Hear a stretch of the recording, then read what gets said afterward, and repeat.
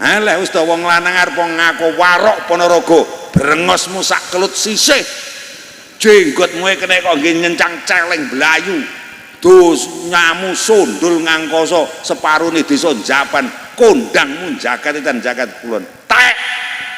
Wong lanang ki lek wis rati openi bojo kepleh. Kaya manuk drekuku brondol bar kudanan lho. Una ngono. Mulane maksud kula nggo sedaya mawon pakerti duman keluarga muga-muga tentrem. Tak delok ya gelange ya gedhi-gedhi. Kuwi mbiyen laire jane ya ndak gablek apa-apa. Mugi-mugi laire awake dhewe ten donya estu kaya wiyose Kanjeng Nabi Rasul Muhammad sallallahu alaihi wasallam. Adik-adik wau nyuwun sewu ngeten ten sholawat mahalul qiyam. Tola'al badru alaina. Tola'a wis muncul. Tola'a artine meletek. Apa al badru bulan purnama alaina ing atase kita. Kanjeng Nabi niku nyuwun sewu lek enten sholawat dibaiyah anta utawi panjenengan do Kanjeng Nabi syamsun kados dening srengenge. Wa anta halih utawi panjenengan do Kanjeng Nabi badrun kados dene bulan purnama. Assalamualaikum. Assalamualaikum. Kula ajeng teka srengenge niku barang penting napa mboten? Wong Japan bibis mriki dulur-dulur kula sesuk-esuk ya jek ngarep-ngarep metune srengenge. Alhamdulillahirabbil alamin. Muga-muga sesuk srengengene sik iso metu. Man bayangke to pentinge srengenge upama sesuk ke srengenge ora metu. Nyun ngapunten. Laire awake dhewe ten donya niki muga-muga nyun ngapunten kaya wiyose Kanjeng Nabi, kaya metune srengenge ning wayah esuk. Diarep-arep tiyang kathah mergo niku penting. Nyun sewu iso madangi donya sak isine. Allahumma lahire awake dhewe ning donya iki kaya ora gemen-gemen. Nggih mboten? Nyun sewu anta utawi panjenengan duh Kanjeng Nabi badrun kados dene bulan purnama. Umpama lho dalu niki tanggale 14 malam 15 bulane mlwetor padang mendunge resik langite resik. Ngoten jenengan nyawang bulan purnama sing iso mlwetor ngoten niku nyun sewu manah jenengan nggih ayem nggih remen ngoten nggih. Muga-muga jamaah Japan bibis Masjid Darul Falah mriki sedaya laire awake dhewe ning donya besok kabeh iso mletor kaya bulan purnama. Dawuh ulama ngeten iki, wa mal mar'ulan ora ana utawi menungso iku ila kasyihabia mung kaya dening rembulan wa dhauhi lan cahyaning bulan. Tak cuwepene betang mulih. Tudiu bersinar apa bulan tamama syahri kalih dadi bulan purnama summa yahibu bakale bulan iki lek wis mletor terus panglong-panglong terus yahibu terus angslup. Assalamualaikum. Uripe awake dhewe ora usah bingung teka ngendi-endi kaya bulan sesasi. Nyun sewu. Lek bulan niku rata-rata umure 29 dosa dinten dalu. Neng kula jenengan sedaya niki umat Kanjeng Nabi pomo umur niku kenek tidumpu wadhasra ngoten umat Kanjeng Nabi niku yuswane umure meh sami kalih Kanjeng Nabi kirang langkung namung 23 tahun punjul sekawan bulan. Muga-muga sing rawuh niki sedaya sehat panjang yuswa murah rezeki gampang lenoto anak putu. Allahumma amin.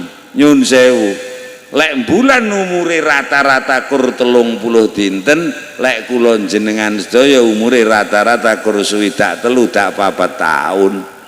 Yo lah kiai ini meh 70 lah kuwi mulai kate lali Dadi catetane mati wis ora eneng. Wis muga-muga kula dongake sedaya suwehat, padha dawa umure, murah rezekine. Kek sapa duwe kuwi kembang apa ngono? Ya wis muga-muga rezekine murah barokah. Amin. Gek besok payah tanggal 15 kula dongake bulane mlwetor ngoten. Amin. Napa iki bulan purnama? Bulan purnama niki nyuwun sewu. Lek cara wong lanang lek gelem ganteng ya ganteng-gantengi. Lek gelem sugih ya sugih-sugih, lek gelem kondang pangkat derajat ya kondang pangkat derajate. Niku kapan iki? Lek bulan purnama, purnamane tanggal 11 nganti tekan tanggal 17. Seminggu bulan purnama niku. Lagi terus wong japan kene tekok, lah kira-kira kula niki sugih esuk kapan iki? Empun dititeni kalih ulama awake dhewe iki bulane lek iso mlethor mergo umure kur swidak taun kurang luwih niku awake dhewe iso jowegek mencorong antarane umur 21 22 pol 55 munggahe 58 neng 59. Mula sing wis umur swidak kok urung sugih. Lemu kerja aja nemen-nemen. Kira-kira ya takdirmu sakmono kuwi. Lah umur swidak mangkat kerja nyang Malaysia. Perahu ndak klelep ke piye? Allahumma sholli ala Muhammad. Nyun sewu sugih ora sak kersaning Gusti Allah, sing penting slamet donya wilujeng akhirat. Gek nyun sewu Bu, ning bibit Japan mriki jaman ruweja ngeten iki sok-sok nggih tasih enten bayi lahir ngoten. Lah kowe omahku ra kene kok tekon tenan lho aku. Tasih sok-sok nggih enten bayi lahir ngoten. Alhamdulillah. Wong mriki niki lek kapan enten bayi lahir ya bodho ndelok bayi jago ngoten. Tenane. Alhamdulillah, berarti nggih padha kalih tiyang nggen kula. Kapan enten bayi lahirno do semayan engko jagong ya ngono wong sak RT ki wong 33 kuwi arep maghrib nika menjelang maghrib bodho ngempit rukuh ngono terus mampir masjid kula melok jamaah maghrib bar jamaah maghrib iki terus bodho mangkat jagong bareng-bareng. Lah nyapa iki kok bareng-bareng bareng tak teliti tenan ki mergo gawane ki kur sak mit. Dadi ki ora wani mangkat dhewe. Ya kaya kelakuanmu lho berane. Assalamualaikum. Mireng adzan salat Isya nggen kula bodho pamit terus mampir masjid malih nderek jamaah Isya. Terus kula dongani. Sing biasane kapan wis bar tak dongani niku bareng isae wong edo-edoke bodho blur mulih. Lah mosok bar jagung arek ndak mulih. Malah bodoh ruasan-rasan tangan. Sing dirasani iki ya bayi lagi lahir lho. Lek ngrasani iki kok ya apik tarunga. Yo jenenge bayi lagi lahir lho. Lah kok nyenengne blengah-blengah merusuh kuning kaya Kiai Kasandun. Cangkemmu ya aja nyebek ngono to. Kowe ngenyek aku no kowe jenenge. Wong aku yo nirokne wong rasan-rasan kok. Allahumma sholli ala Muhammad. Bares mawon Bu jenengan delok bayi, gek bayi niki ra nggawa ra duwe mboten beto napa-napa. Sampeyan delok bayi cilik sing ra gablek apa-apa ngono iki bares mawon. Manah sampeyan ki cuwegeh pegel ngoten napa remen seneng ngoten. Remen nggih. Wanasu kalih utawi para menungso kaulakum kang ana ing kiwa tengenira kabeh padha dhikina guyu cekikas-cekikis masrurina padha bungah kabeh. Assalamualaikum. Bayi biyen iki karo bayi saiki padha yu. Awit zaman Kanjeng Nabi biyen nganti bayi saiki karo zaman awake dhewe lahir padha. Kabeh wong sing ndelok awake dhewe bayi lahir kabeh padha remen. Alhamdulillah nyenengne wae bayi ki nyenengne. Pak Ibu remen, Mbah Kakung, Mbah Putri, Pak De Bude, tonggo-tonggo kabeh padha ngudangi marem kabeh. Gek terus bayi zaman semono kae, pelahir sampean kae terus miring, bar miring brangkang, bar brangkang pelayon, bar pelayon mlebu PAUD, bar mlebu PAUD terus mlebu TK, bar mlebu TK terus SDMI. Kita delok saiki dadi bayi gerang-gerang kaya ngene. Biyen sik cilik iki nyuwenengne, gek nyelot gedhi ngene iki panggah nyenengne apa nyelot gregetne? Yo aja ta. Wong awake dhewe lair ning donya ora nggawa apa-apa, ora iso ra duwe kabeh wong marem, muga-muga laire awake dhewe persis wiyose Kanjeng Nabi, rahmatan lil alamin, dadi rahmat nenengke nentremke gawe ayem gawe sae lingkungan mriki sedaya. Allahumma sun kekudang putraku Sigit, Sigit ki ganteng, dadya jalma kang utama, bekti marang wong tuwa, kasinungan budi luhur, welas asih marang saksami, trapsila tata krama, ngerti angga ungguh wasis salwiring karya. Mugi antuk kanugrahaning Gusti, uripe mukti wibawa. Allahumma. Kayak wong iso ura-ura ini apa yang ngerti lawit dosen bimbingan membaca kitab kuning. Assalamualaikum. Kudangane wong tuwa biyen kaya ngoten niku. Tak kudang-kudang putraku cah ganteng, dadi menungso sing utama, bekti marang wong tuwa, kasinungan budi pakerti kang luhur, welas asih marang saktami, trapsila tata krama, ngerti unggah-ungguh, wasis ke pinter, sarwiring karya kabeh penggawe, trampil sregep nyambut gawe.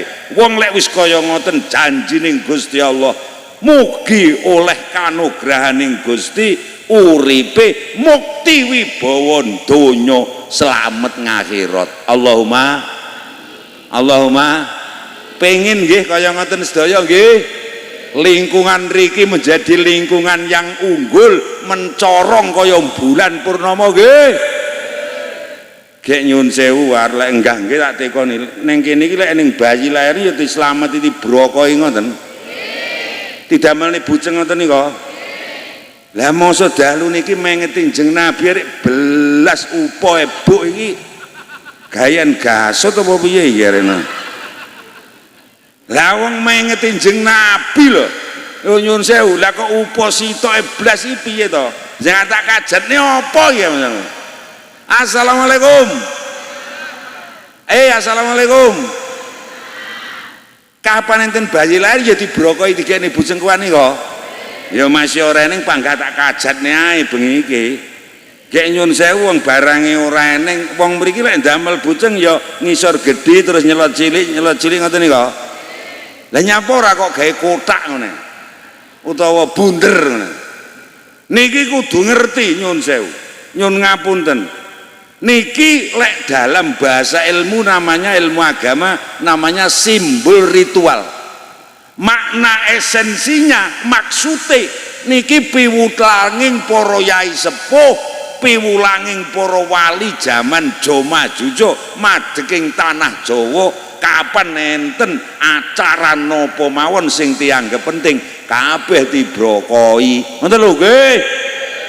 Basane Jawa broko, basane Arab tolabul baro, jaluk lah apa iki barokah, ziyadatul khairi minallahi taala, jaluk tambahi apik, tambahi cukup, tambahi tentrem, tambahi turah, tambahi slamet king ngarsa dalem Gusti.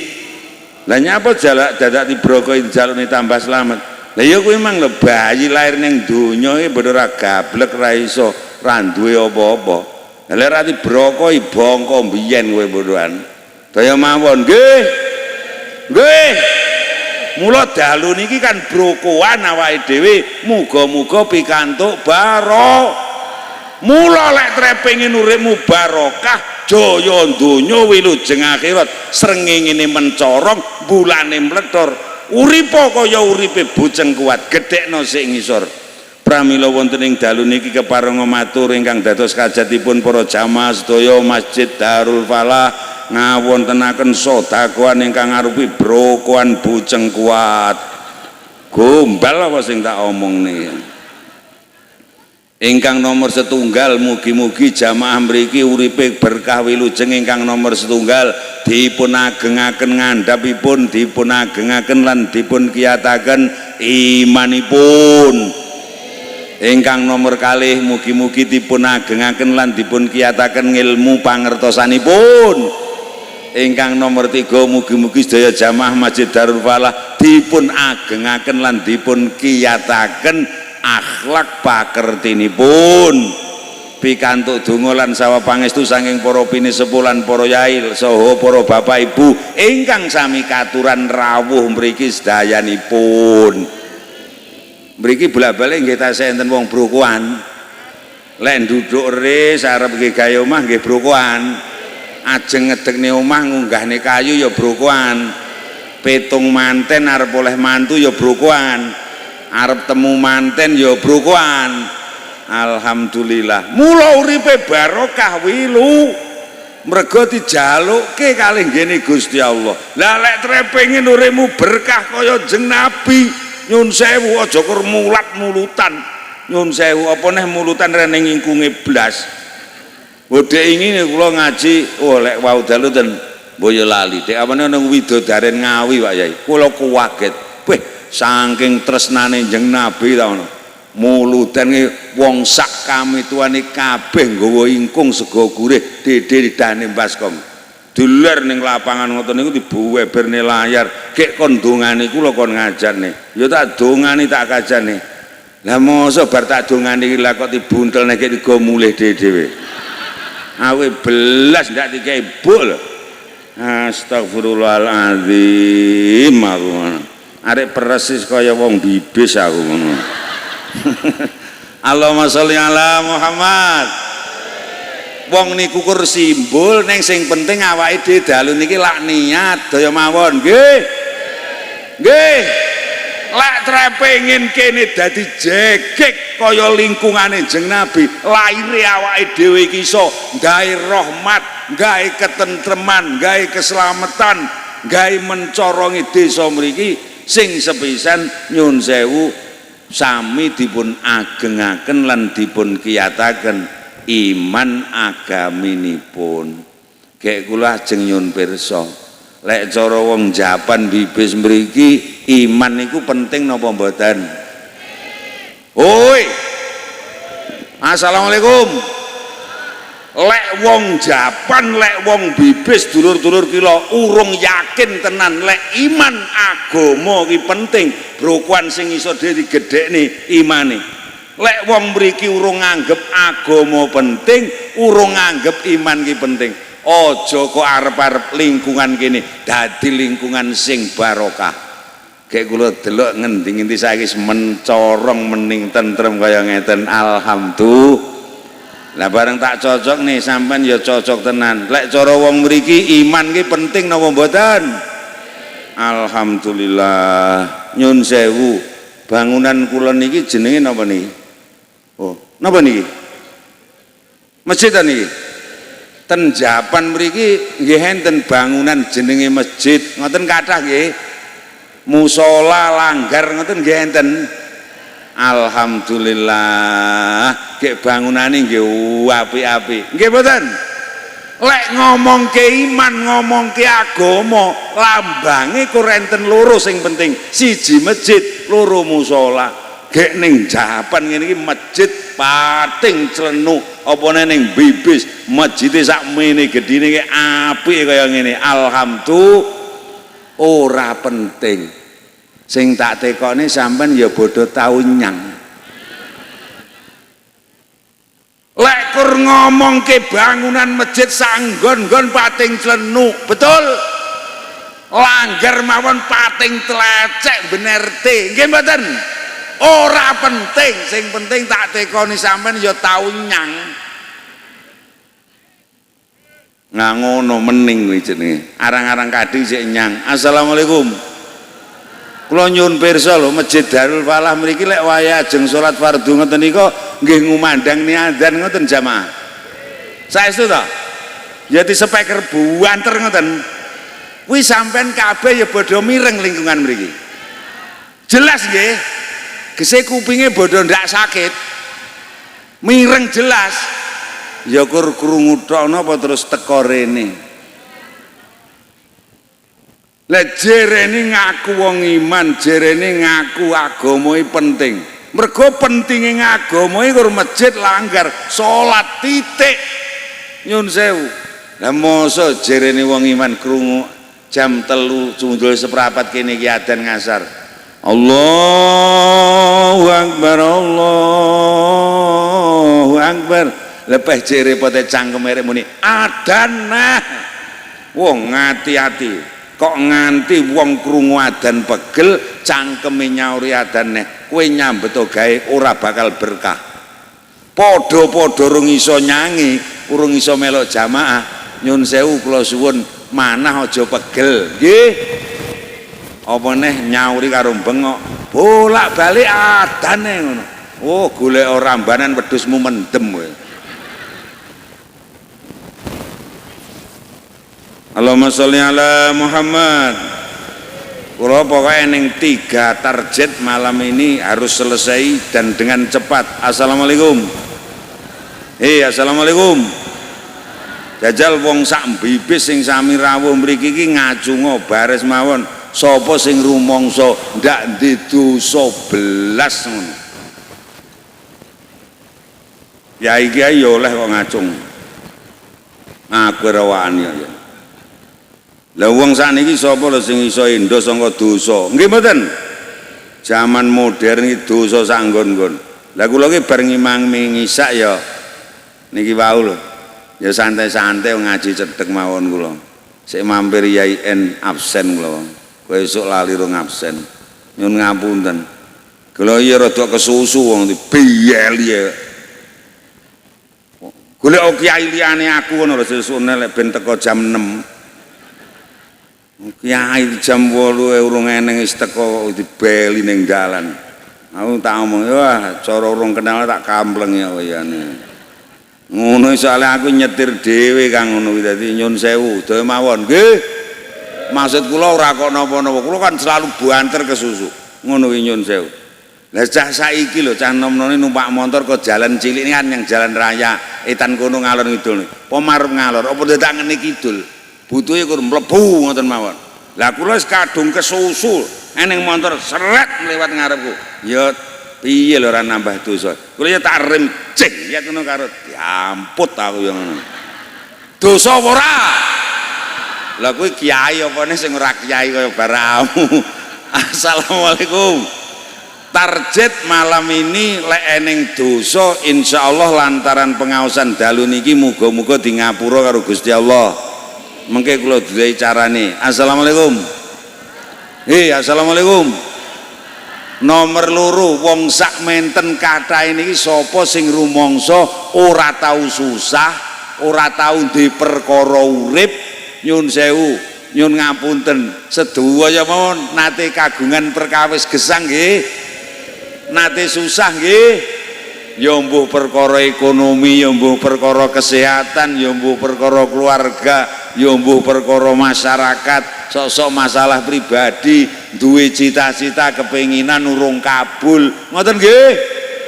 Insyaallah kanthi pengaosan dalu niki sing nomor kalih lek eneng masalah sing ngebot-ngeboti pikir ati dijabel karo Gusti Allah. Amin. Allahumma. Wong urip ki lek kakean masalah, wong urip ki lek kerep susah kakean perkara, ruwete urip niku rada kakean, niku tandane kakean do. Tak baleni neh. Wong urip ki janji akeh susahe, akeh perkarane, akeh ruwete urip, niku tandane kakean do. upama lho dalu niki kula duduhi carane ngresiki dosa uripe ben padha penak mbulane ben aja ketutupan mendung ben aja granan uripe ben padha resik mencorong penak ngoten purun tenane kanten nggih. Bismillahirrahmanirrahim. Wa fil khabari lan niku sinebut ing dalem hadis dawuh Kanjeng Nabi, idza kabbaro nalikane wis maca takbiratul ihram, Allahu akbar. Takbirul ihram kuwi lis sholati kanggo nglakoni salat. Apa neh bil jamaati sartaning berjamaah. Kala mongko nuli dawuh sinten Allahu Gusti Allah taala. Oleh dawuh Gusti Allah teng sinten lil malaikati maring para malaikat. Dawuh Gusti Allah nyang malaikat pripun? Ya malaikati malaikat ingsun irfa ngangkato sira irfa buango sira irfa ngilangno sira dzunuba abding pira-pira dosa kaluputane kawulan ingsun hatta yak budu saengga padha salat nyembah sapa kawula ni ing ingsun Gusti Allah tahiron kalih suci. Allahumma assalamualaikum. Jujur melok jamaah ning masjid utawa ning langgar lor kono sedina ping 5 gaya nenteng pabot. Alah mbel. Jujur gaya nenteng pabot. Akeh sing abot padha Kang. Ning nyun sewu lantaran pengaosan iki nyun ngapunten. Mbok paribasan abote kaya ngelih gunung ngebel.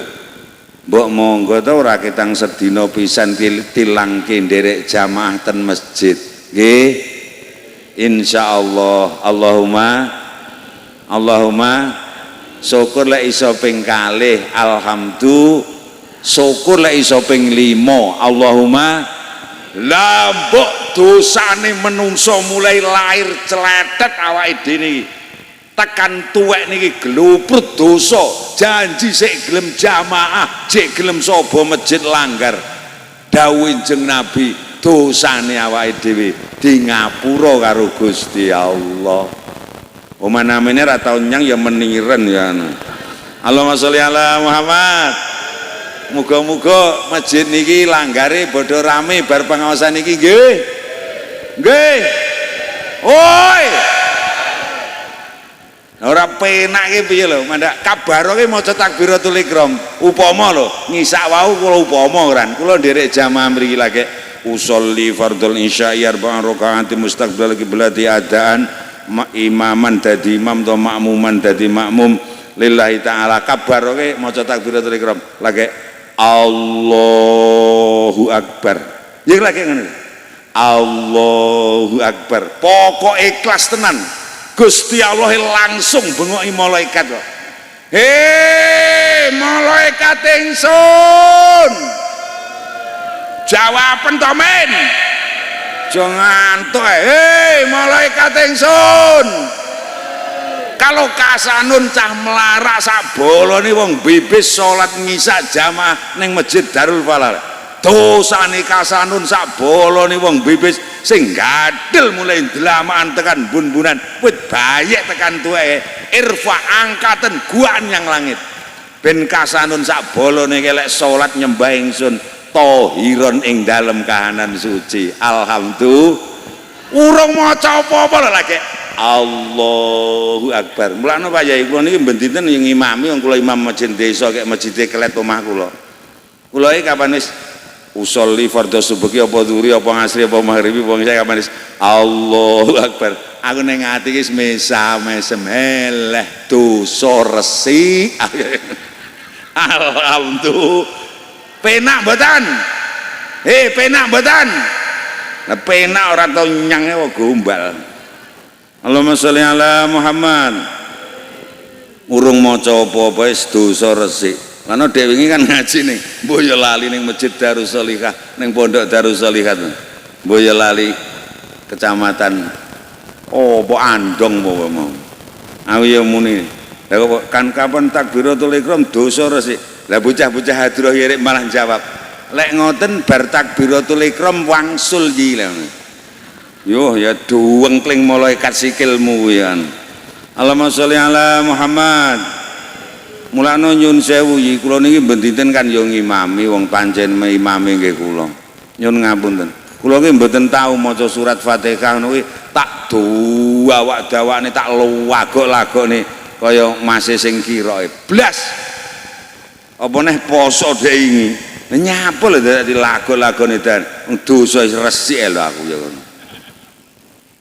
Nyun ngapunten. Apa neh poso dhek iki ngimami sesasi utuh ndek ning badale, ndek ning gantine. Wesel jane. Nang ora ning imam liyane ya panggah tak imame. Ora tahu tarwah maca surat sing dawa-dawa nabah al-a'la ad-duha kaya sing diapalne cah jamang blas. Nah ngono. Aku sesasi utuh iku kulha kulhu kulha kulhu. Lah kene ora ya iya.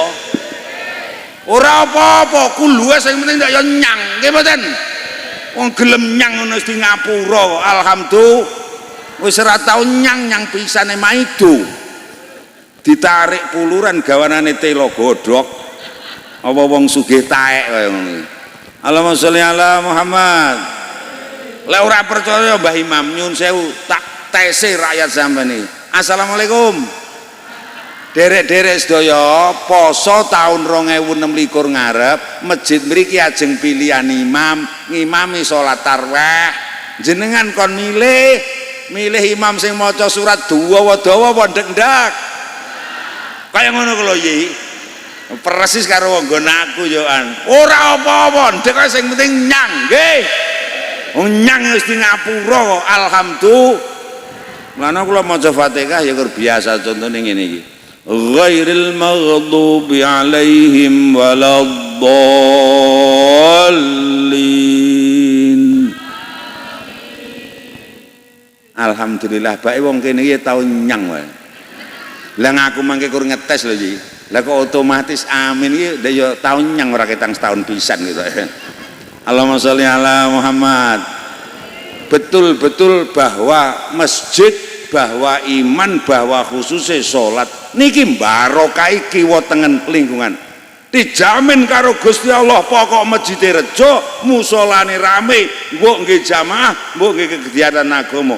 Barokna kaulah kiwa tengen mriki diberkahi kemakmuran, ketentreman, keselamatan kalian Gusti Allah. Allahumma nyun sewu oleh kula crita saderenge jeneng Nabi lahir ning Mekah. Bayo Mekah ki peteng dedet. Lek cara kene isine karo wong klothuk kertu 5 main sembrek kabarane lho. Peteng dedet pol. Nggih mboten? Lah kene saurunge tahun 70 kaya ngopo? Nggih mboten? Peteng dedet ning mergo nyenengan lahir ten donya Kanjeng Nabi wiyos teng Mekah menjadi Makkatul Mukarramah. Mekah sing nyun sewu biyen asale jenenge Bakah sing dimulyake kalih Gusti Allah kalih malaikat kalih wong sak donya faman dakhalahu aminan mlebu kutha Mekah dijamin aman mboten kekirangan napa-napa. Muga-muga awake dhewe kanthi ramene masjid niki insyaallah dipun berkahi ketentreman kemakmuran. Lek urung iso nyang aja maido nggih. Aja pegel nggih. Ndonga muga-muga repote ndang tek gek ndang padha iso ning masjid. Allahumma ora kalah peteng neh Madinah. Bareng ditekani kalih jeneng Nabi bulane mletor srengenge metu paribasan. Masya Allah dadi Madinatul Munawwarah kota yang bersinar. Ada 2 kota yang tentrem makmur paling sak donya, bukan New York, nyun sewu, bukan Texas, bukan di Eropa, tapi manggone ten Madinah kalih ngene Mekah. Muga-muga nular ning bibis. Allahumma. Lek ora percaya ngaku dosen Mak, tuwek aku kan dosen aktif. Dosen ki lek omong kudu ilmiah. Orang ngelamun ilmiah tegese kena dibuktekne nyun sewu masuk akal, logis dan empiris kena dibuktekne. Ah buktekne lho salat jamaah kemarin berkahi mriki langsung. Assalamualaikum. Wong lanang meneng, wong wedoke assalamualaikum. Pun ngantuk. Melilik elek ndelok HP ora tau leren. Assalamualaikum. Pareng Bu kula badhe nyuwun pirsa nggih. Jane ya kur tembung upama kenek balik. Neng sing tekone kan ya kiai wis rada tuwek gek terkenal kula iki Kiai Malati. Joko Apusi nyun sewu upama lho Bu. Garwa jenengan wong kakung-kakung niku putrane jenengan, mantune jenengan, putune jenengan cah iki mricit rajin salate tertib gek sruwegep jamaah ning masjid ngoten. Ati sampean nggih ayam, kupingmu rungokno. Assalamualaikum. Upama lho bojo sampean garwa jenengan putrane mantune putune kapan bar maghrib macak mricit nganggo lenga wangi terus nongkrong ning kafe gek mulih-mulih jam 2 bengi. Atimu seneng apa senep? Rungokno kupingmu. Muga-muga sedaya dipun paringi berkah. Satu misi selesai. Muga-muga lek enten dosa di ngapura. Allahumma sholli ala Muhammad. Tangga sampean nggih enten jaman puenake kaya niki wong sing gaene kur sambat ngoten nggih enten. Wonge ya nyang ini, Mang. Assalamualaikum. Umpama enten tiyang nyun ngapunten ning wong mbuh pokoke ora tak sebutne kenek perkara kenek masalah sing sajake wabot gek suambat-sambat crita nyang sampean ngoten sampene ya malah nyun sewu ndongakne ge ya melok susah ngono apa malah marem seneng tak tapuk cangkemmu lek ngapusi aku tenan tak tapuk tenan kowe. Ayo itu upamane wong sambat susah nyang sampeane yo wis kenek perkara kenek masalah mang tak tekokne kuwi gek wong cerita sambat nyang sampean ngono kuwi sampeyan terus nulungi gek ya mesakne ngono.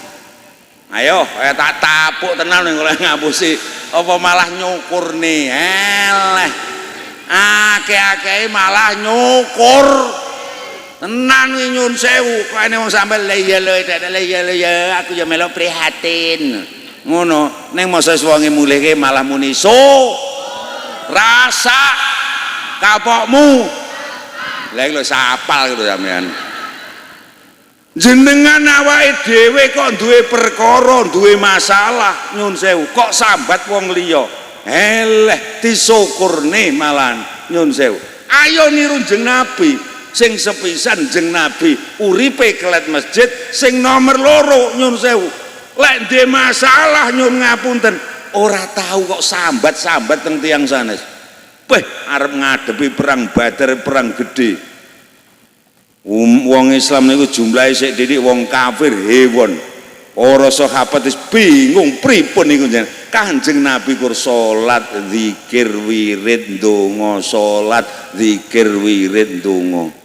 Nyun ngapunten.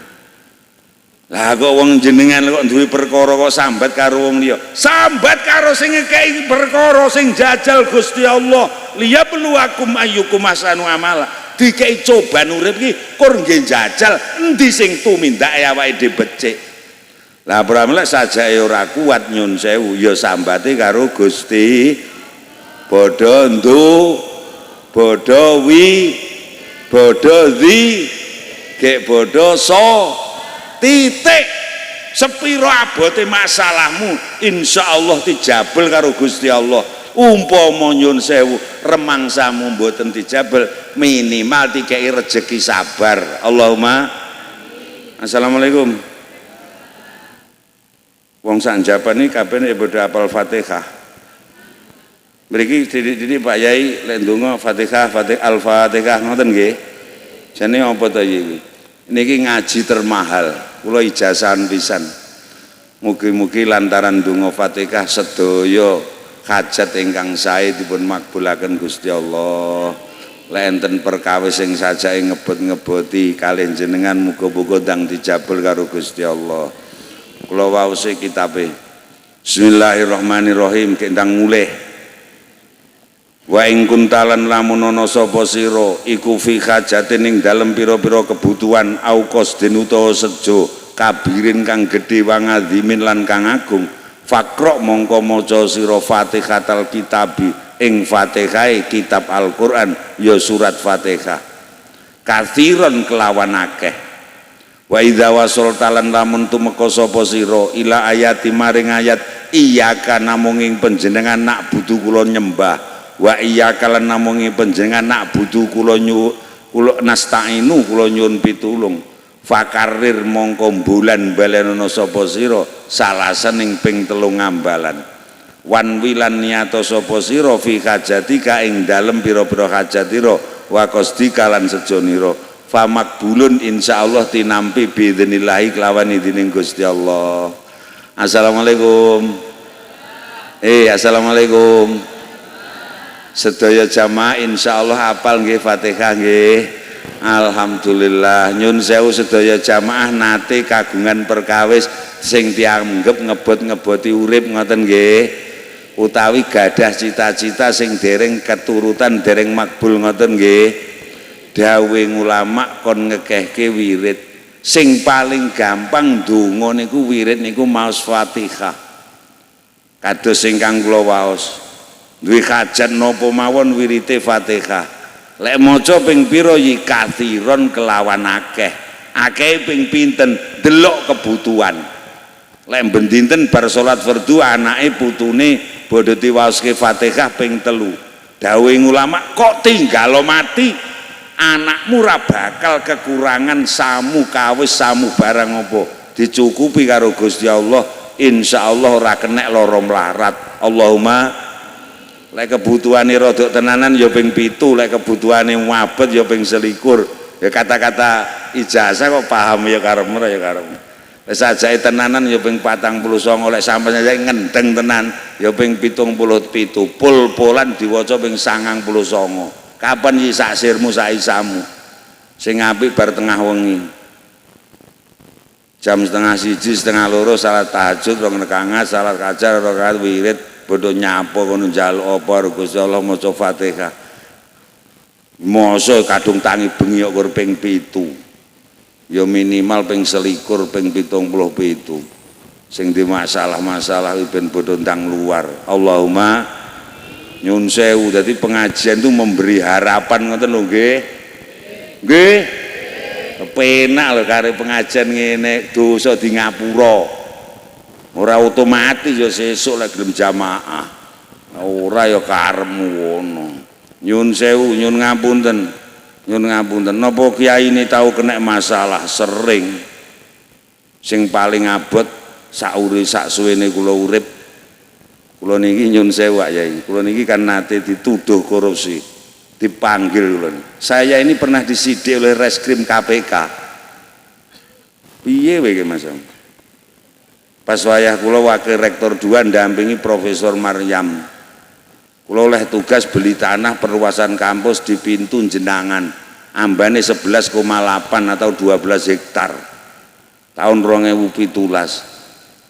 Lah kula kan PPHP, saya pejabat penerima hasil pekerjaan. Lek ora tak tanda tangani sing adol lemah ora bakal kebayar. Aku tanda tangan terus bayari KPKN Madiun lewat transfer by bank tahun 2017. Lah kok damput. Tahun 2018 kula dipanggil KPK. Bayangno lho. Tuduhan korupsi pengadaan tanah Desa Pintu Kecamatan Jenangan. Gak sampean kan yo ngerti lah aku kiai kondang.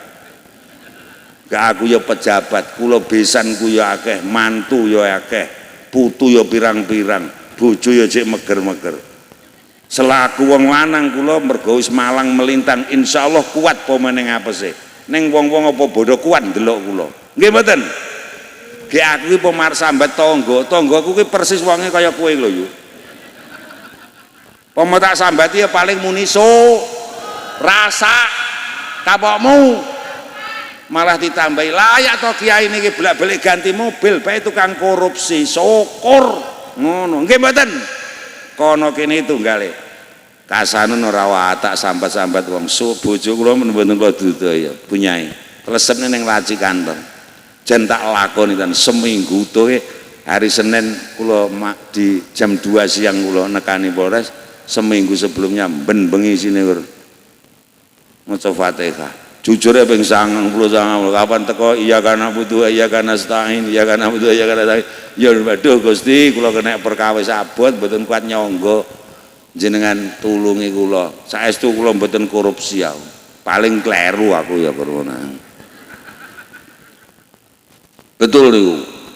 Jam 09.00 esuk dina Senin taun 2018 kula sik ngisi ning pengajian PGRI Kecamatan Watulimo Prigi Tenggalek niku. Jam 2 awan kula diterne setap kalih kabak saiki kabake ya wis entuk. Nyun sewu ning Polres Ponorogo. Yo. Abote kok mikul Gunung Lawu ta. Man bayang nih to. Lah ngono ki disithik. Ning aku saurunge wis maca Fatihah akeh. Ditekoni KTP. Didelok tiba oh betul wong ya iki tenan. Dadi getak sehat. Nek tak tekoni sehat aku yang mboten sehat matamu kuwi aku. Seminggu to radian mangan kok sehat piye aku.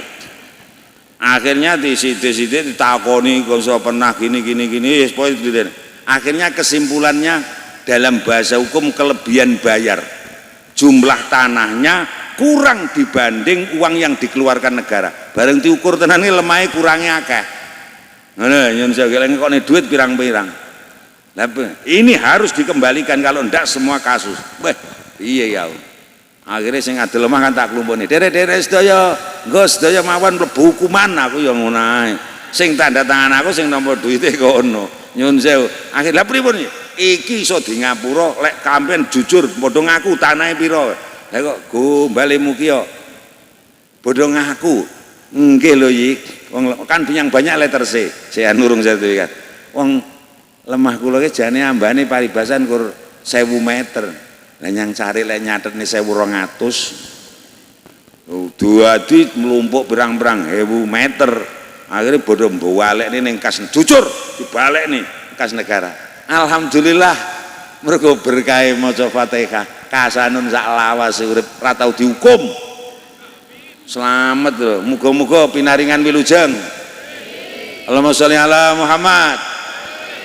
Daya mawon, nggih. Oi. Nyapa wong arep bingung-bingunge. Ndonga, nggih. Sambat wong liya ya usaha ya. Nyun sewu kowe ora tau krungu berita viral. Desa Pandewatu nggen kula. Wong nandur brambang desa kabeh ora panen. Digebek uler. Lah ngaku wong kiai aku. Kapan bar ngaji bengi ya telaten wong sawah kula ya mepet masjid. Nandur 3 kotak ya tak ubengi karo maca Fatihah. Lah ning pojokane ngene aku ya maca Yasin tenan ya. Lah uler lek kadung ngamuk ta mono. Disemprot obat larange malah muni ngiwi-ngiwi gek muni seger. Jenenge kadung musibah. Percaya karepmu ora karepmu. Nggih mboten. Ya tak semprot ae jane ya nyun sewu. Ayo maca donga tenan to aku ati to. Lah kok bature bodo ndak panen jaman semono. Lah nek kuwi ben kotake arek payu 29,5 juta. Sing nukuke bakul seragi kono mae. Dadi bature ra panene bodo-bodo aku ya ipitan duit kae aku ya. Cah Fatihah dul aku. Allahumma sholli ala Muhammad. Daya mawon nggih. Dosa ngapura, lek ning masalah dijabul karo Gusti Allah. Allahumma sholli ala Muhammad. Ingkang nomor kali mugi-mugi sedaya dipun agengaken lan dipun kiyataken ilmu pangertosanipun. Salat ndonga kuwi iman, saiki ilmu. Assalamualaikum. Assalamualaikum. Jeneng Nabi lho ndhawuhi awake dhewe, utlubu padha nyupriya, padha goleka sapa sira kabeh al ngilma ing ilmu walau besini senajan to ana ning ilmu ning negara Cina. Cina terkenal angan biyen wonge jan pinter, wonge cerdas sembarang. Lha tekan saiki lho, aku nganggo klambi medhit ini. Rumasamu apa gayane ade? Benike gayane Cina. Ayo kowe gaya dom lek iso. Nggih mboten? Wah, kula malah menderita malih kula mlebu ning Mekah ning Madinah niku. Mlebu ning toko gawe kula ndelok nyang gudang mburi. Semua barang itu tak delok itu made in China, made in China. Ora enek sing made in Japan ngono ora enek. Lah kene iki arek negara Jepang e bae manggone ning kene iki lho Pak ya. Assalamualaikum. Masya Allah. Lek trekene pengen mencorong, pengen barokah, iman dikuatke, salat donga wirid iman. Yang kedua, putrane do disekolahke, do dipondokke, daya mawon. Weh. Oi. Ngilmu iki penting napa mboten? Aku teko tenan cara wong bibis mriki, ilmu iki penting mboten? Aku iki dosen nek wong ngomong penting, lek urung buktekne ya urung percaya aku. Assalamualaikum. Ten bibis Japan mriki nggih pun enten wong syukuran nyewa terop apik ngeten iki. Nyewa sound system po enak ngeten iki. Beleh wedhus apa beleh sapi, undangan wong sak kami tuan apa wong 20 RT apa sedekah water-water lek beleh sapi mang mergo putrane tamat SD utawa MI ngoten nggih pun enten. Belas ya alah mandak tamat MI kon syukuran to yin ya tak unggahne to wong mriki nggih pun enten syukuran sing kaya tekok kula tekokne mergo putrane tamat sanawiyah apa SMP apa aliyah apa SMK apa SMA ngoten nggih dereng enten belas kula ajeng tekok bojo iki penting napa mboten yu sing jenom-nom bojo iki penting ora usah tak buktekne lek kuwi nyatane wong kene iki janji oleh bojo oleh mantu mandek lekas petungne wis brokoan nggih mboten njaluk suweksi sapa-sapa temu manten brokoan ijaban brokoan bar mantenan brokoan mula aja kaget mergo kuwi barang penting kok syukuri kok brokoi dadi bojo sing barokah tandane barokah napa iki man titeni man delok rabi iki lho ya rapate ganteng rapate ayu sugih ya ora patek nemen pinter ya ora ning mergo kok brokoi kaya dalun iki brokoi Kanjeng Nabi dadi bojo sing barokah lah buktine barokah pundi iki mangkat rabi randi apa-apa bar rabi setahun alhamdulillah wis paringan putra alhamdulillah bareng putrane lahir bodho semangat terus bodho iso gawe dalem iso gawe omah alhamdulillah wayahe tuku motor ya iso tuku motor kek bojo lek sing berkah nyelot tuweke malah nyelot ketok ganteng ayu ketok ngangeni bojo lek barokah percaya karemu ra karemu arti kok yu bojomu biyen pas rabi sampeyan duwe apa belas ora gablek apa-apa nggih mergo kok slameti kok sedekoi kok jaluk donga nyang wong akeh malih saiki dadi wong sugih-sugih kabeh alhamdulillah mugi-mugi tambah berkah amin putrane sing penting do disekolahke nggih nggih nyun sewu Pak Ustadz, Pak Yai, wong sepuh-sepuh, wong sing tukang mulang agama, Mbah Mudin, tiang penting napa mboten? Penting nggih. Mriki sok-sok ya enten wong mati ngoten nggih enten sok-sok. Enten. Lah enten wong ninggal mriki sing ngurusi nggih Mbah Mudin. Berarti Mbah Mudin ya wong penting lho ngono. Lah lek desa sing ora ngerti tata krama krungu siaran innalillahi wa inna ilaihi rajiun. Lah mosok ngaturi Mbah Mudin lha kok trimo katukan cekak karo kaosan singlet gek bengok koratan Den gayamu teko kewalat ndasmu nyun sewu lek trepengin mencorong sedaya nggih nyun ngapunten ya Mas yo Mudin lho Mudin iki jabatan tersakral kowe kok geting Mudin ti dhisikne calone percaya karemu ra karemu Mosok nyun ngapunten. Ya lek matur sing apik, lek ra iso diwadahi Kiai Kasanun. Sarungan to celonunan klamben sing mening kopyahan. Nyun sewu Mbah Mudin kula wau dipun utus kalih lingkungan. Sisuta tinggal donya panjenengan kasuwun ngrukti mayit sak cekapipun. Penak mboten? Kek nyun sewu Mbah Mudin iki wau dibetani ses kalih ngono ora kok ora ning belas ngene iki dadi ya.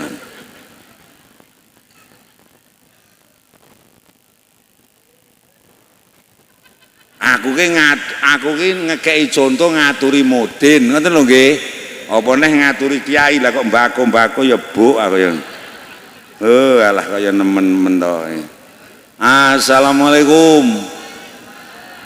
Assalamualaikum. Mbah Mudin tiyang penting nggih.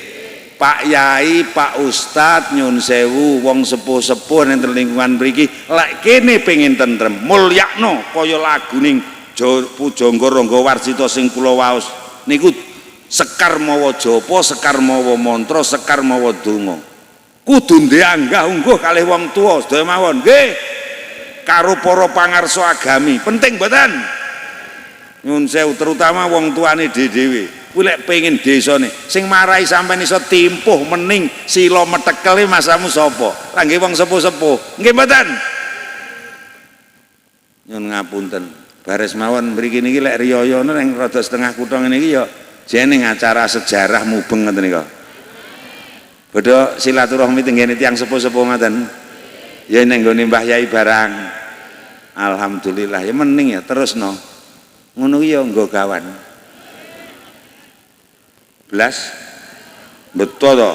Betul omongnya betul. Ya carane lek menghormati kiai wong tua ya terserah. Nah setahun pisan lho nyanggone wong tua ning nggone kiai kur pamer gelang. Ya ora ketang gula-gula sekilo mbok ya nggawa ta yo ya. Ngono. Lah tiyanggen kula nggih bodho mara sak RT-ne geruduk-geruduk ngono ibu-ibu muslimate. Assalamualaikum ngono bodohe. Weh aku ya alhamdulillah aku ki berarti ya jek dianggap kiai aku ya ngono. Ketuane ki ngarep dhewe nyowangke kresek. Assalamualaikum. Aku ya apa lho Nduk kok repot-repot ta kowe ngono.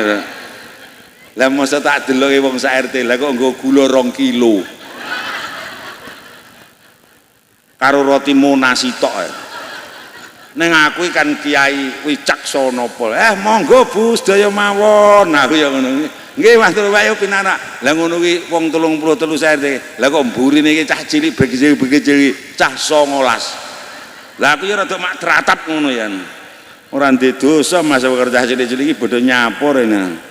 Ning nggen kula kae ning setengah jam. Monggo Bu gek tidar jajane nggo aku ngono. Ning nggonku setengah jam jajan nemejo ki entek resi ngasil.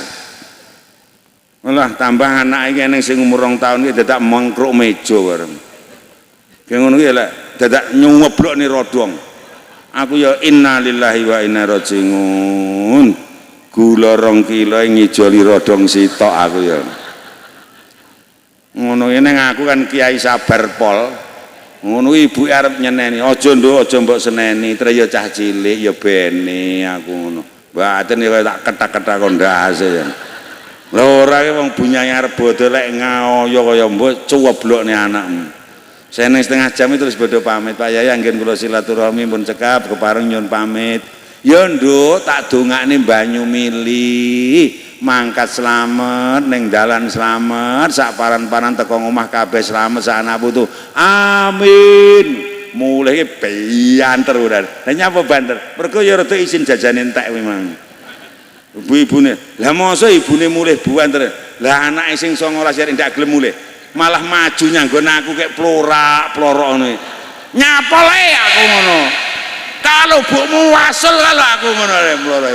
Iya, udah njaluk sangu. Untung aku kiai sugih kaya loman. Arep bodho iki bunyai tak omong inget nyangoni anak tangga-tangga diamplopi sing mening minimal 20 aku ngono. Engko tak gesuk bodho-bodho sejarah nggon aku ngono ki nyun sewu diamplopi ngono ki mulakno nyun sewu aku ki ra mati-mati. Jadi dongane cah cilik-cilik. Lah tanggaku nyangoni gedhe 5.000. Akeh-akeh 10.000. Nyang Kiai Kasanun tenan, aku minimal 20 lan trek Kiai Loman lah. Ngono iki. Lah karo bunyai mergo ra mulih dilungi cah 19 samplop. Lah bocah saiki cah 3 tahun 4 tahun iki matane iki roh dhuwit. Lah mosok teko ngemper ki tak incenge. Lah kok dibuka amplope bodane.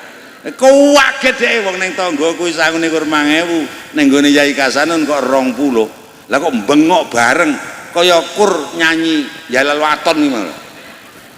Arep bengok bareng cah 19 ndongakne aku. Yo, kiyaine sultan. Alhamdulillah le aku ngono. Mulane aku nyelet tuweke nyelet sugih iki didongakne lho mulane. Mulane pengen sugih aja melecing-melecing ngono. Lah ngono ki ya ora gelem mulih, mepet ning luar masjid kae. Cah 19 arek ndonga lucu dongane. Arek dongane ngene, muga-muga bodho ngarep Mbah Nun cek urip. Mulane nyun sewu dari 450 dosen karyawan IAIN sekarang Win Ponorogo iki. 450 piro seluruhnya. Ora ening sing mlebu sebelum saya ndak ada. Woi Profesor Lutfi, Profesor Robri, Profesor Agus, Profesor Isai kabeh mahasiswa kula ya. Wis ora ana sing mlebu sak urung kula. Batur kula entek mati kabeh. Aku ki ora mati-mati mergo didongakne cah cilik iki. Mergo bodho kan ranten entek. Bodho ngarep Mbah Nun sik urip, sik urip ngene. Allahumma sholli ala Muhammad. begawan ora penting, sangu ora pantek penting nemen. Neng kula nyuwun lek neng kene jek eneng wong sepuh, jek eneng pangarsa agami Pak Yai, jek eneng mudin, jek eneng ustad, sedaya mawon jenengan mulyake, jenengan sungkani nggih. Kek nyun sewu, bojo sampean wong Japan kene iki poso pungkur kae wong lanang-lanang ya padha puasa kabeh ngono. Tak tapuk kowe lek ngapusi jalan. Assalamualaikum. Wong lanang-lanang iki sak jawabane kabeh ya padha poso ngono poso dhewe. Poso ora urusane Kiai Kasanu ning penyuwun kula nyun sewu wong lanang. Lek trek kepeksa sampean mboten poso mergo nyambut gawe abot.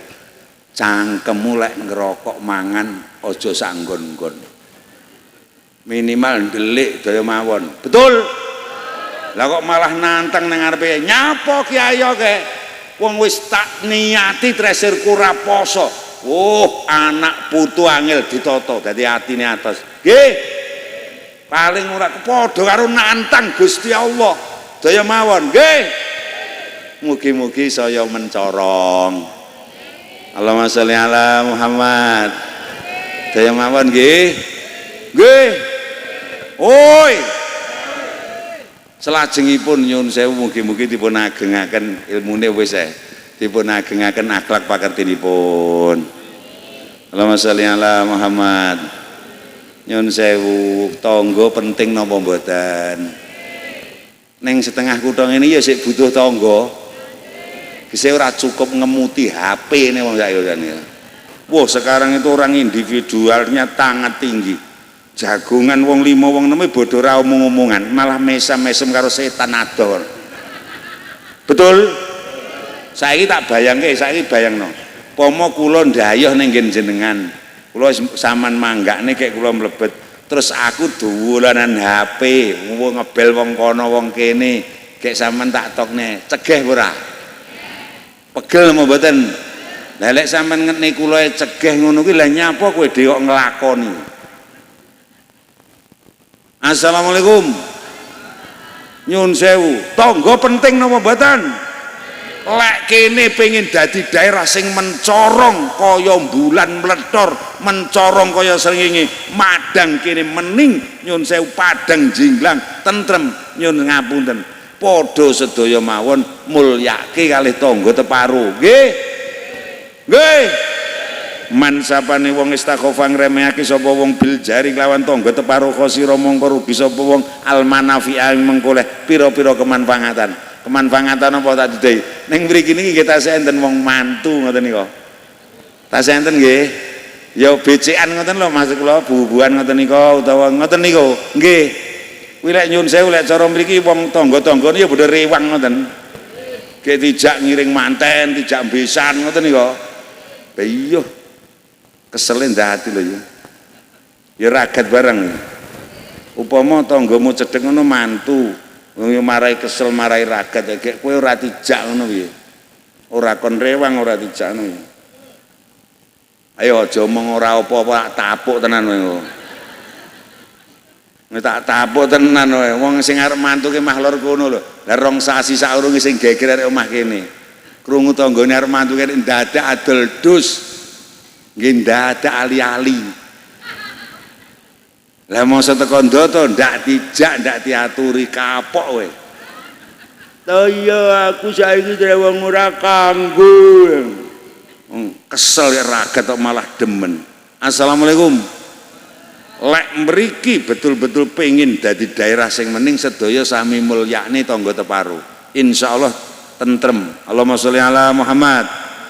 Nalika lair sing jagong ayo muni tanggane kek mulih. Nalika lair sing jagong dadi cah cilik ngrusui wayah sunatan sing rewang wayah dadi manten sing remek mati jam 2 bengi sing mendem lek ndi roti jamuran ngehno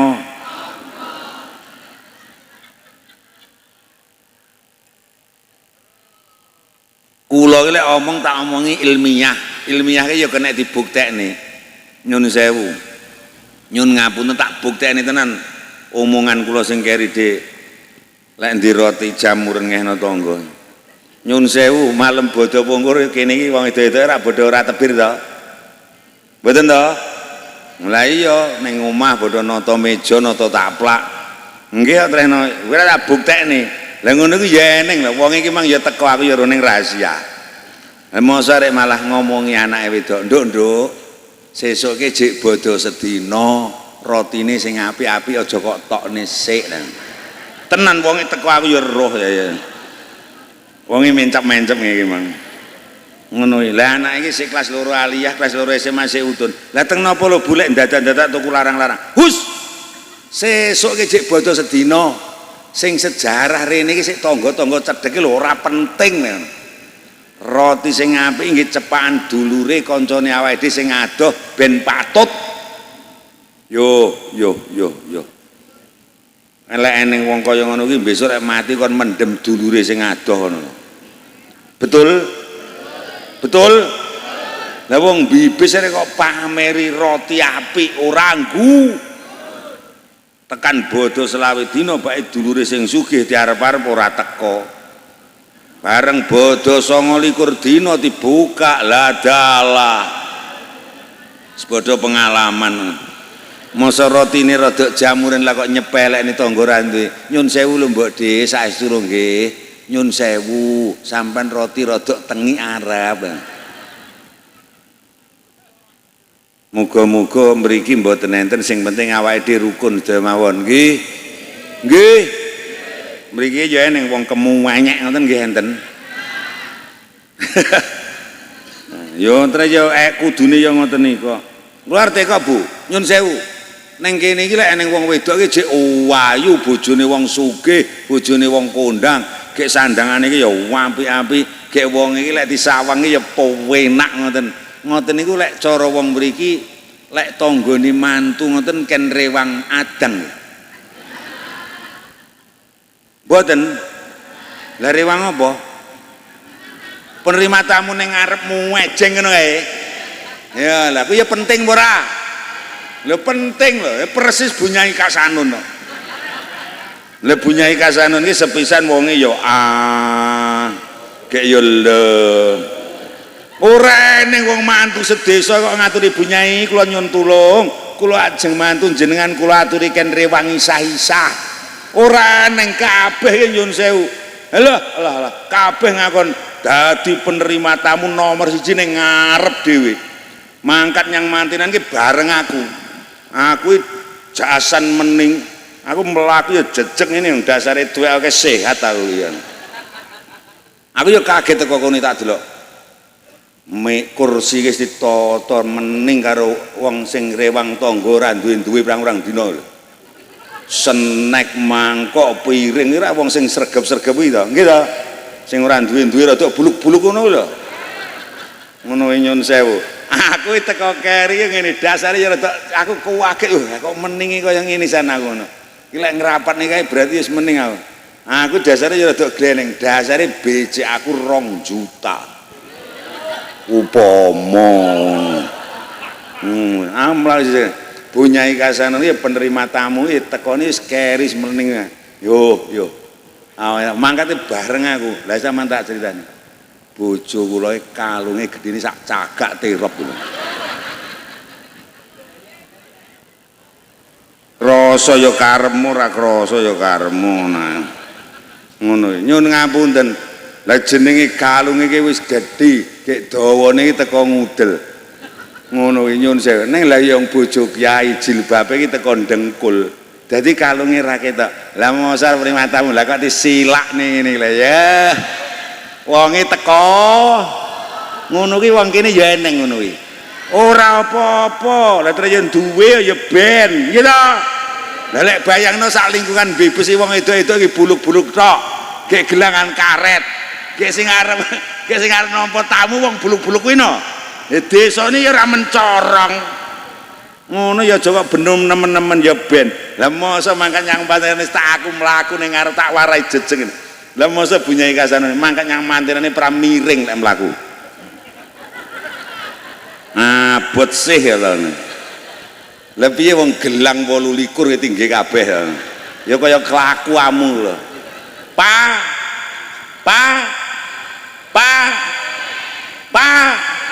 Nah ya wis padha paham dhewe ya wis. Lah dhek ya kaget lho, bae teko manten ditata muwening kaya ngene iki sapa sing nata. Lah kok dhek malah muni-muni. Mantu kene iki mergo kan duduhane ali-ali lek tuku adol wedhus sih malah. Lek ra tak tata, ra tak pikir, ra tak atur, ra dadi. Aku ya tak getak. Hus. Neng nyun sewu lho iki, lek getak bojo ning ngarepe wong akeh aja ngantek krungu wong liya. Lek ora demen disatru 3 minggu itu kok omah. Aku lek getak ya lirih. Hus. Aja seru-seru akar ngomongi wong bibis Japan. Mantu kaya ngene mening iki lek reneng cah enom, reneng wong rewang tangga-tangga pirang-pirang dina bodho gobyos adus keringet kabeh ora mangan. Betul? Tanggae pentinge kaya ngeten. Pramila nggo sedaya mawon sami mulyakne tangga teparo nggih. Nggih. Target yang ketiga, 1 dosa di ngapura, nomor 2 masalah dijabal. Pengajian iki janji kula lek kula lara ukur-ukur mumet vertigo urung tek nemen, jantung urung stadium 3 insyaallah waras. Allahumma sholli ala Muhammad. Yun sewu pokoke gelem baiat melu kula sing ikhlas. Bismillahirrahmanirrahim. Bismillahirrahmanirrahim. Sedaya tiyang niku sae, nggo. Sedaya tiyang niku sae. Sangka sedaya tiyang niku sae, nggo. Kek men lebokne manah kek saiki praktek menga-mengo kiwa tengene awake dhewe kabeh wong apik tendang menga-mengo bodho saya. Terus lho kiwa tengen sawiyane kabeh wong apik alhamdulillah. Enenge wong kok sawang ra ora apik ora bener sing ora apik ki atine pikire awake dhewe. Wis to tak buktekne nyun ngapunten. Sedaya wong sak bibis kabeh wong apik. Nggih mboten? Lek sampean janji nyawang tanggae pegel mumetmu nemen jantungmu saya ndrodhok kowe. Apane ora ndang bar. Nggih mboten? Saiki tak tekoni nyang pengajian ngene iki manggon ngarep teko sik salah apa bener? Ngono kuwi wong elek apa wong apik? Lah nyapa rek dadak kok rasane engko. Layak to teko sik bayar pamer krudung. Alah kowe mumet carane kowe. Jantungmu kumat, nggih mboten? Nyun sewu, lak kaya contone arep mantu dandan-dandan omah, ngecat tembok, nyirlak cendela lawang, benakne toilet, benakne teras. Salah apa bener? Ngono ki wong apik apa wong elek? Lah nyapa rek dadak kok benum kok rasane. Yo arep mantu dandan-dandan arep pamer. Ngono ki apa ya pulih. Lah pulehe masamu bakul lho ya Mas. Daya mawon nggih. Arep bodoh dasare ndek dhuwit. Dadak tuku montor anyar ben iso dolan rono rene. Salah apa bener? Wong elek apa wong apik? Lah nyapa kok benum. Alah mandak wesi aku ra melek. Mentre wesi lha kuwi ngrokoti pager lek melek. Daya mawon nggih. Entah delok tanggane awake dhewe wong apik kabeh kok alhamdulillah. Sosok ning ratane nyun sewu kan ya wong numpak motor banter-banter nggih to. Lah aku sosok mulane jenengan riko lek kajian buku ngono ya. Ning kono kudu jam 7:15. Gek kula kok omahe jam 7. Mergo esuk jek ning sawah. Ya banter aku mlaku. Judak dak limon. Lah tau tindek bocah. Buah mandek. Nyapa le? Aja banter-banter. Ayo tenang. Nyapa tre mobilku apik aku ya ngono. Main cerempet wis keserempet porong. Yo dereng mandak urung ratane wong akeh aku ngono. Padahal kene ya ora kok kemenyek ya ora. Malah tak guyoni. Gek montormu ngono ki pajeke pira lho, Le? 350. Yo, kowe rung krungu to undang-undang terakhir. Montor pajak 350 ora oleh lewat aspalan kon lewat suketan aku ngono. Leng pajeroku pajeke 6 juta lho. Kan dalane rada ombo. Maksude ora kok ngoten. Wong ngene sok-sok ning dalan cepet niku ya mergo butuh. Ngoten lho nggih. Ora kok kemenyek nyun sewu. Lah kok malah tak kono ya malah oh kiai kocluk lho ngono ndek. Ben aku wis ora ngono pegel ya karepmu ndang mati wae aku. Wong kabeh tanggane dhewe apik kok alhamdulillah. Daya mawon nggih. Sedaya tiyang niku. Ae sedaya tiyang niku.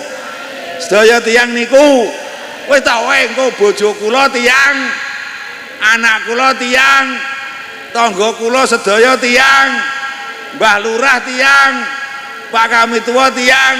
Lek kowe lek ngono atimu jangan pikirmu iso biar ngono sehat. Ngoten lho nggih. Mulane wong saiki bodho ndang mati iki apa mikir awake dhewe mikir tangga malah. Kapan tanggane lekas gawe omah bodho tratapan. Allahumma sholli ala Muhammad. Ngono ben sehat lho itu sehat lho. Radane ganceng men mikir wong.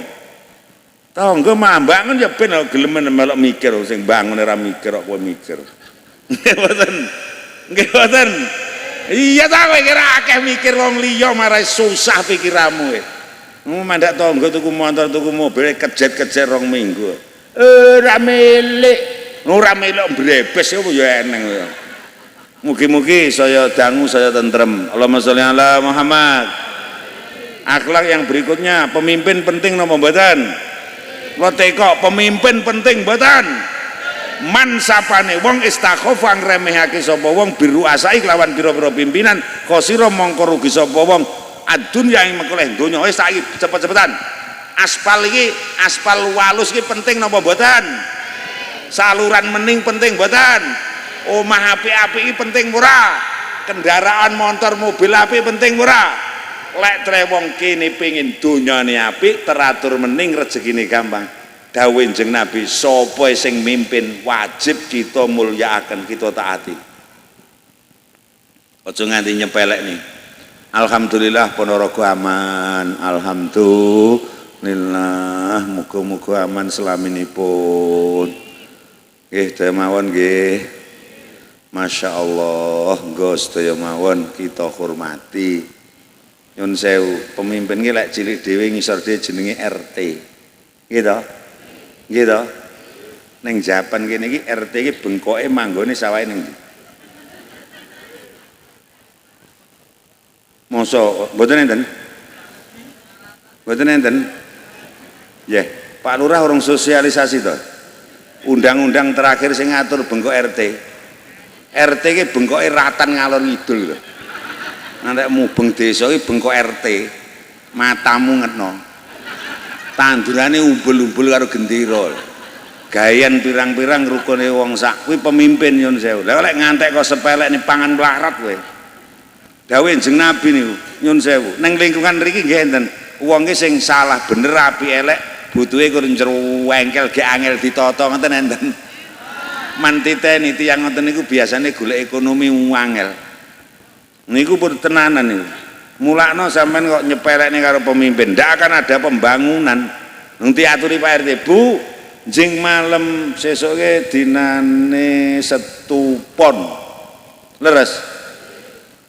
Jing malam setupon diaturi tindak masjid Darul Falah mergi ada pengajian mulutan. Ning mboten enten lingkunge blas. Pas sing ngomongi RT rekno ngetne orang gape ora malah dolanan HP karo anake. RT ini kene sabar pol wong pemimpin sejati. Pun nggih bunyen pamit nek nyauri yo iku rupama. Masa RT ini wis mulih karek ngadeg cengkelak nyandi RT kono mang. Mandak raine RT perintah. Disumpahi karo Kanjeng Nabi pangan melarat kowe tekan tuwek ora iso tuku ali-ali tenan. Mugi-mugi sedaya gampang diatur nggih. Nggih. Nyun sewu, nyun ngapunten niki demi ketentraman Ponorogo sedaya nggo nderek Kanjeng Nabi. Pun to kabeh ning lupute kabeh enten benere. Daya mawon nggih. Nyun sewu daya mawon nggih. Ibu-ibu tak tekoni semenit terakhir. Sampai umpama kagungan gelang gedhi kalung gedhi ali-ali menor-menor motor mobil apik omah apik Ge bojo sampean iki wong lanang sregep nyambut gawe, pinter golek duit ngoten, remen apa mboten? Saestu nggih. Lek tre remen tenan tak dudoi sampean. Pemimpin sejatine pemimpin niku bojo sampean wong lanang. Lah mbok bendina sampean yang pengajian simaan muslimatan aisyaan, walah wis jok ngendi ziarah wali sembiarang nyambut gawe rangkok nggih leren, esuk nggih sore kok nggih bengi kok nggih awan, sikil kok nggih ndas kok nggih sikil. Neng lek wong wedok nyepelekne apa neh ngepekne apa neh maneni wong lanang, rejeki panggah kesit. Ya omong yo denger-denger. Kula dongakne rezekine kutuk murah barokah. Syaratnya ibu-ibu hormat saya kalih kakunge Bu nggih. Bu nggih. Mosok dina-dina minggu apa kae muslimatan macak mening ijo-ijo le bojo kaya wong lanang aku ora ngerti jawane tak tekoni. Pomo ditekoni. Ora lho Bu memang minggu-minggu esuk-esuk wis macak ayu ijo-ijo nyandi. Lah kok malah nyentak. Nyapa takon-takon, nyangoni ye. Cara bojoku tak untingi kok pucuk tekan ngepok aku. Mugi-mugi pinaringan berkah wilujeng. Amin. Allahumma sholli ala Muhammad. Garwane direngko sing sae nggih. Aja kok paido ya. Aja kok gremeng mawon nggih. Aja kok getaki mawon nggih. Soale aku kan ya duwe ngono ki ning omah. Kleru gua udes sewengi utuh ra meneng kaya kelakuanmu. Monggo daya mawon nggih. Kula dongakne mencorong. Gek nyun sewu Pak, kula nyun pirsa. Lek ibune iki tindak lungono sampean ya jek ngarep-ngarep mulih. Wong lanang jujur. Kowe tak ngono. Lek sampeyan ning omah dadi kombang, dadi tawon nyun sewu. Sampeyan lek lunga ki ora diarep-arep mulihe. Among ngono. Ya nyun ngapunten, ora kok kaya sesuk-esuk. Nyandi lho le Pak Bu mumang lari kala ya muga-muga le ndang mulih selamat. Ngono, ora beda metune srengenge sesuk-esuk diarep wong akeh lho. Ora kok malah muga-muga le ra mulih sisan. Ning omah kumbange ben aja remeng ngono. Pun mugi-mugi barokah. Assalamualaikum. Khusus kangge wong lanang, terakhir semenit wong lanang. Pol nyun sewu, nyun ngapunten. Lek sampean dadi wong lanang ganteng pengen awet ganteng sampean. Lek sampean sugih awet sugihmu, lek roso awet rosomu, lek kondang awet kondangmu. Rahasia kuncine kursi tok. Ojo nyepelekne karo nglarani bojo. Dadi omongnya mlorok kabeh urane. Man sapane wong istakhofa ngremehake sapa wong bi ahli lawan keluargane khosira mongko rugi sapa wong tibal aisi ing mekuleh apike penake wong urip ning alam donya wal ma'isyati lan golek ekonomi pengupa jiwa. Ngapunten nggih kula niki kan dikai gelar lek ning YIN iki dosen yang ahli dalam ilmu bahasa Arab wonge kula. Sumpah wonge aku iki lho. Ora kok kula pamer mboten kula ingol. Kula nerangne tembung ahlun iki jane artinya keluarga family. Ning sinonimnya ada 3. Ahlun artinya ya keluarga, usratun artinya ya keluarga, ailatun artinya ya keluarga, alun artinya ya keluarga. Nyun sewu, family. Neng lek enten kitab janji ning tulisan ahlun iki ora diarteni usratun, ailatun, alun boten. Di dalam kurunge zaujatun. Padahal zaujatun iki artine wife, garwa putri. Mula kok ngantening wong lanang sepisan wani nyepelekne bojo, nomor loro nglarani bojo. Padahal dibendu karo Gusti Allah rong perkara. Sepisan urip ora bakal kepenak. Mergo penake wong lanang manggone ten ngene bojo. Diomongnya nyekikis nomor loro bakal kangelan lemu golek duit ekonomi. Lek ora percaya tak buktene, biyen saurunge rabi bodoh gablek apa? Neng mergo sampean sabar titipi karo Gusti Allah ngingu celeng gemes tukang gremeng iki. awake dhewe dikai gampang lek golek ekonomi. Percaya karemu ra karemu sedaya mawon nggih.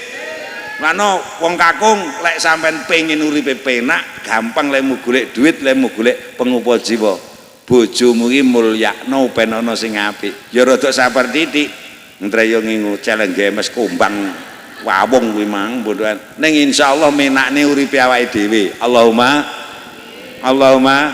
ndah hati lho kok sampean dadi wong mening-mening ngene iki. Lek ora ditunggu karo iki minggat biyen pisan. Nggih mboten?